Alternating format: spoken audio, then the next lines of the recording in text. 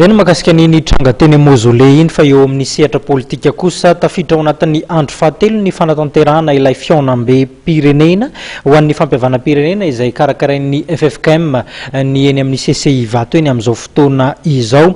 Ho amin'ny rampitso moa dia fantatra fa atomboka ny fandravonana ireo asa vita atao anatin'izay fotoana ny sin'izay. Arahantsika ny akombavao.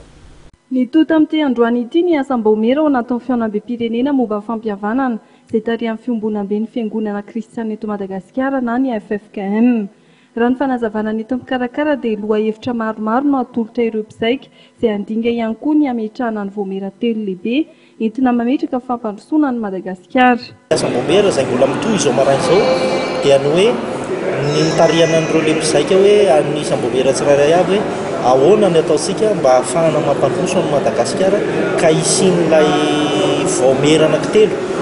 Dia ao ny voamera momba ny fampihavana pirenena, ao ny voamera momba ny fanonerana ny zavatra siva sy tamin'ireny krizy rehetrarehetra ireny, ary ao koa ilay voamera ilay antsoina hoe fanorenana indray ny maha-république zany ny fondation de la république zany.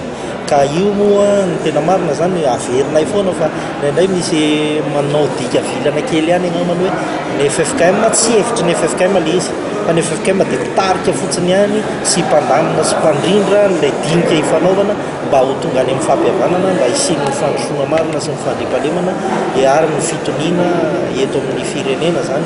Manoloana ny fikarakarana ity fiaonam-be nasionaly ity kosa dia nampafantatra amin'ny mikarakara fa tsy ny FFKM velivelo ny mametraka na ny manome teboka diniana ao anatin'izany dinika sy asam-baomera izany, fa ny fiaonana nataony aloha no mamaritra ireo teboka ny diniana.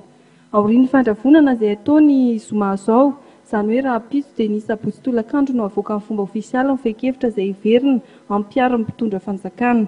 Apetraky ny FFKM foana fa hoe ny FFKM dia tsy mamela irery mihitsy aoriana izay fa mbola hitony fampihavanana ary eo ary vao tena hiroso amin'ilay tena hoe fampihavanana isapitony tsirairay avy ny FFKM fa miaraka amin'ilay mpizaika koa izay misolo tenan'ilay mpizaika ho amin'ny fanaraha-maso sy ny fanampiana raha azo atao ny fitondram-panjakana ny fanatanterahana azy. Izay zany mety mampihafa kely mahasamihafa kely ilay hoe ayaga amin'ny tena marina hoe misy an'izao fa izay no asan'ny FFKM dia izay fa ny FFKM tsy hoe hiditra amina fitondram-panjakana sy ny karazana.